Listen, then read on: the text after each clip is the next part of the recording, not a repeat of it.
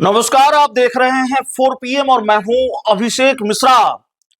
देखिए, बिहार एनडीए में सब कुछ ठीक नहीं चल रहा है और उतना ही ठीक नहीं चल रहा है जितना कभी उपेंद्र कुशवाहा ने कहा था। जरा याद कीजिए वो अंधेरी रात, उस आधी रात को याद कीजिए। विधानसभा चुनाव से ठीक पहले 2025 के बिहार विधानसभा चुनाव के दौरान या विधानसभा चुनाव से पहले आधी रात को उपेंद्र कुशवाहा का यह बयान आया था, जब भारतीय जनता पार्टी के बड़े बड़े नेता उनको मनाने पहुंचे थे, क्योंकि सीटों का नंबर जो भारतीय जनता पार्टी उनको दे रही थी, जितनी सीटें दे रही थी उपेंद्र कुशवाहा को, यह मंजूर नहीं था।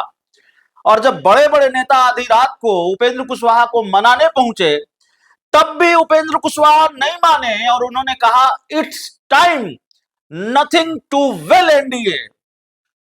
उपेंद्र कुशवाहा ने कहा एनडीए में इस वक्त कुछ भी ठीक नहीं है। बाद में उनको दिल्ली से बुलावा आया और दिल्ली बुला मनाया गया। तो जाहिर तौर पर स्थिति वही है।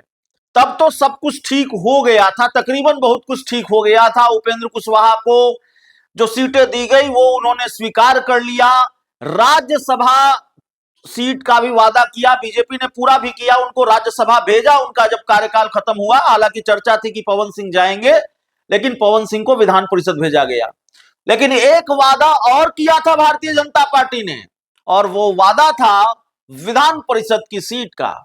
बीजेपी ने वो वादा तोड़ दिया, या फिर मामला कहां फंस गया, अंदर खाने बीजेपी से बात कैसे बिगड़ी, ये तो ठीक तरीके से उपेंद्र कुशवाहा ही बता पाएंगे। लेकिन it's time nothing to well NDA, इस वक्त एनडीए में सब कुछ ठीक नहीं है, ये हम कह रहे हैं और किस बिना पर कह रहे हैं। अब आजकल उपेंद्र कुशवाहा मीडिया को खूब कोसते हैं, मीडिया से खूब नाराजगी है उनकी। तो उपेंद्र कुशवाहा जी, हम क्या करें, घटनाक्रम ही ऐसे हैं, संकेत साफ दिखाई दे रहा है। और it's time nothing to well NDA क्यों हम कह रहे हैं? हम it's time nothing to well NDA इसलिए कह रहे हैं क्योंकि संकेत आप ही दे रहे हैं। एनडीए के उम्मीदवारों ने आज विधान परिषद के लिए नामांकन किया है। एनडीए के उम्मीदवारों ने आज विधान परिषद के लिए नामांकन किया है और एनडीए के किसी भी उम्मीदवार को उन्होंने बधाई नहीं दी है।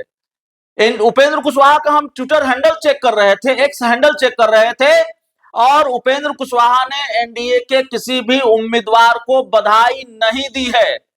उपेंद्र कुशवाहा ने, उनका आखिरी जो ट्वीट है एक्स पर, वो कल के कार्यक्रम का है। अब पता नहीं उपेंद्र कुशवाहा आज बधाई देंगे कि नहीं देंगे, या बधाई देने का मुहूर्त उन्होंने कब तय किया है, बधाई देने का मुहूर्त उन्होंने तय किया भी है कि नहीं तय किया है। लेकिन अभी जो स्थिति परिस्थिति दिख रही है, अभी जो हमने खंगाला है उनके एक सैंडल को, तो उन्होंने कोई बधाई नहीं दी है। उपेंद्र कुशवाहा ने एनडीए के उम्मीदवारों को बधाई नहीं दी है। अब जाहिर है ये तो नहीं कहा जा सकता कि उपेंद्र कुशवाहा एनडीए के उम्मीदवारों को बधाई देना भूल गए,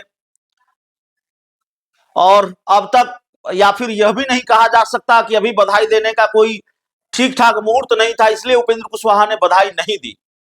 बिना किसी गुरेज के ये बात कही जा सकती है कि उपेंद्र कुशवाहा नाराज हैं और अपनी नाराजगी एक तरह से वो जता रहे हैं।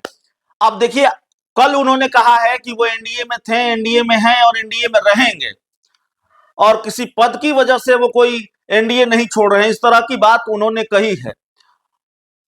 लेकिन पशुपति पारस याद होंगे आपको, पूर्व केंद्रीय मंत्री और राष्ट्रीय लोक जनशक्ति पार्टी के राष्ट्रीय अध्यक्ष, वो कहा करते थे कि जब तक वो राजनीति में जिंदा है तब तक वो एनडीए में रहेंगे। और भारतीय जनता पार्टी ने जब उनको लोकसभा चुनाव में सीटें नहीं दी, तो फिर थोड़ा वक्त लेकर उन्होंने एनडीए छोड़ दिया। रास्ता ही क्या बचता है? पशुपति पारस नहीं कहा था राजनीति में कोई साधु नहीं होता। तो जाहिर तौर पर भारतीय जनता पार्टी के साथ उपेंद्र कुशवाहा के रिश्ते अच्छे नहीं हैं। अब हम ये बिल्कुल नहीं कह रहे कि वो एनडीए कल छोड़ देंगे, परसों छोड़ देंगे, लेकिन एनडीए में सब कुछ ठीक नहीं है और उपेंद्र कुशवाहा और बीजेपी के बीच सब कुछ ठीक नहीं है। उपेंद्र कुशवाहा ने कल अपने कार्यक्रम में यह भी कहा है कि उनकी विचारधारा, उनकी पार्टी की विचारधारा बीजेपी से मेल नहीं खाती है।